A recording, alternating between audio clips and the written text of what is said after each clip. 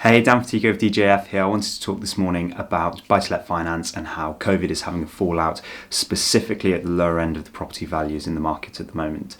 So lenders in the buy-to-let market are fiercely competitive. You've got free val, free legals, fighting over a couple of basis points, dropping rates from 3.2 to 3.19% to give them that edge. Equally, in a very, very busy market, lenders will be raising those rates. So we're going to talk about that and how that is affecting the bridging market, because obviously property finance is affecting one another. Bit of a disclaimer, some people are scared of bridging, and part of the reason why they are scared of bridging is maybe they haven't used it before, or they don't have experience with it. But provided you've got your exit solid and certain, bridging shouldn't be scary. It's a tool that brings unmortgageable properties as an option for you to purchase, and it's a viable project. So critical issue with bridging is making sure that you have your exit clear. Part of a challenge around that is fitting your exit finance to fit the specific project. So an example that we're working with at the moment, a client of ours is caught on a bridge. It's a 3-bed property up in Scotland. He's recently had a down valuation. Now, ordinarily, down valuations aren't a huge issue. It's part of property. They are going to come along. Don't think about if they'll come along, it's when they come along.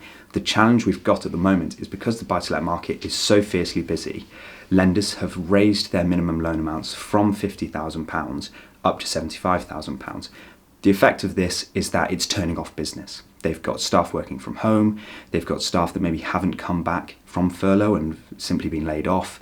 And this is all a strain on resource, which means that lenders have less capacity or bandwidth to process these applications. What do? They raise their minimums so that when you're lending an interest rate, you're earning a margin. Obviously, you're going to earn more money on a £300,000 loan than you are a £30,000 loan. So raising those minimums has meant that borrowers that are on projects at the 40 to 50k mark potentially are caught in no man's land. So whilst you can buy cash or with bridging on these projects, you need to have that done up value of 60, 65k, 70 or even 80k in the current climate to make sure that you have options for the buy-to-let at the back end.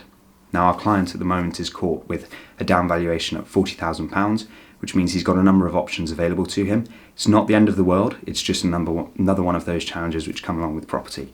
He can wait and see if the market recovers a little bit more. He gets a stronger comparable. He can approach another lender, which we're looking at doing at the moment.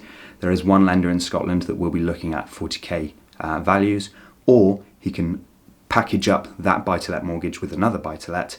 So 2 buy-to-lets, both worth 40k, collectively £80,000, and have a mortgage of £60,000 over the both of them.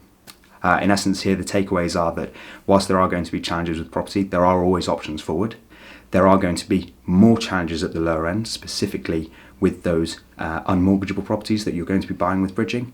And finally, with bridging, always having your exit clear and having multiple exit strategies is really critical to making sure your project is going to be successful.